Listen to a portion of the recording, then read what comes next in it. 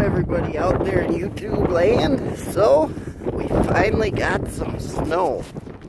I don't know if the camera will focus.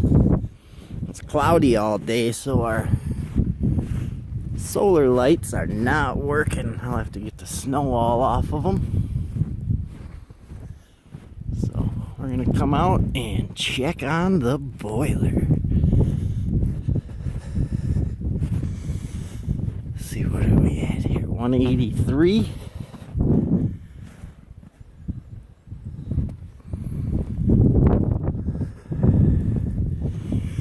Walking in a winter wonderland.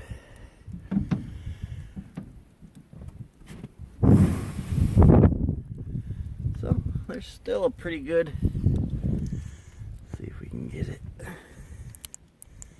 pretty good amount of wood left in there. We've still been getting like 18-19 hour burns, which is awesome. So I just thought I'm gonna fill her up here, and I thought I'd show you guys.